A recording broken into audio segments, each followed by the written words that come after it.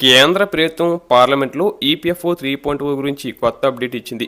Digitalisation వైపు మరో అడుగు ముందుకు వేస్తూ ప్రావిడెంట్ ఫండ్ పెన్షన్ సేవలను వేగవంతంగా పేపర్లెస్గా మార్చడమే లక్ష్యంగా ఈ మార్పును చేపట్టింది.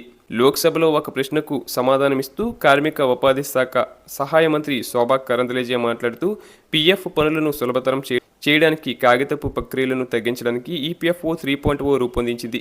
దీని ద్వారా సభ్యులు ఒకే ప్లాట్ఫారం ద్వారా తమ పీఎఫ్ అకౌంట్లను నిర్వహించుకోవచ్చని తెలిపారు. పేపర్ డాక్యుమెంట్ అవసరాన్ని తగ్గించడం, క్లెయిమ్ల పరిష్కారాన్ని వేగవంతం చేయడం, కంపెనీ యజమానులపై ఆధారపడటాన్ని తగ్గించడం దీని ప్రధాన ఉద్దేశం. దీనిని 5 పాయింట్లలో మీరు తెలుసుకోవచ్చు. ఇక త్వరలో 5 లక్షల వరకు క్లెయిమ్లు ఎటువంటి ముందస్తు అనుమతి లేకుండా ఆటోమేటిక్గా సెటిల్ అవుతాయి. సాఫ్ట్వేర్ స్వయంగా మీ డేటాను తనిఖీ చేస్తుంది. డబ్బు నేరుగా మీ బ్యాంక్ ఖాతాలోకి వస్తుంది. గతంలో ఈ పరిమితి కేవలం 1 లక్ష వరకు మాత్రమే ఉండేది. అలాగే గతంలో పీఎఫ్ డబ్బు రావడానికి 7 నుంచి 15 రోజులు సమయం పట్టేది. కొన్నిసార్లు నెల రోజులకు పైగా పట్టేది. కానీ కొత్త సిస్టంతో క్లెయిమ్ చేసిన 3-4 రోజుల్లోనే మనీ మీ ఖాతాలోకి వస్తుంది. అలాగే గతంలో క్లెయిమ్ ఫారంతో పాటు చెక్కు, ఫోటో లేదా బ్యాంకు పాస్బుక్ అప్లోడ్ చేయాల్సి వచ్చేది. ఇప్పుడు ఈపీఎఫ్ఓ 3.0తో మీ KYC, Aadhaar, PAN, bank update అయి ఉంటే సిస్టమ్ స్వయంగా వెరిఫై చేసుకుంటుంది. అలాగే గతంలో చిన్న తప్పుల వల్ల పీఎఫ్ క్లెయిమ్లు చాలా వరకు రిజెక్ట్ అయ్యేవి.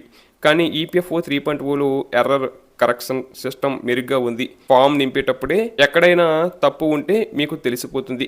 అలాగే ఈపీఎఫ్ఓ 3.0 పూర్తిగా డిజిటల్ కావడంతో మీరు మీ క్లెయిమ్ స్టేటస్ను రియల్ టైంలో ట్రాక్ చేయవచ్చు. మానవ ప్రీమియం తగ్గడంతో అవినీతి తగ్గడంతో పాటు ఆలస్యం అయ్యే అవకాశం కూడా తక్కువగా ఉంటుంది. అలాగే ఈపీఎఫ్ఓ 3.0 కింద చేపట్టిన అత్యంత ముఖ్యమైన మార్పులలో ఒకటి సెంట్రలైజ్డ్ పెన్షన్ పేమెంట్ సిస్టమ్ ప్రారంభం. జనవరి 1, 2025 నుండి అన్ని ఈపీఎఫ్ఓ ఆఫీసుల్లో ఈ వ్యవస్థ పూర్తిగా అమల్లోకి వచ్చిందని ప్రభుత్వం తెలిపింది. ఇప్పుడు పెన్షన్ చెల్లింపులు ఒకే కేంద్రం నుండి ప్రాసెస్ అవుతాయి. భారత్ అంతటా ఏదైనా షెడ్యూల్డ్ బ్యాంక్ బ్రాంచ్ ద్వారా పొందవచ్చు. ఈ చొరవ వల్ల ప్రతి నెల 70 లక్షల మందికి పైగా పెన్షనర్లకు ప్రయోజనం కలుగుతుంది.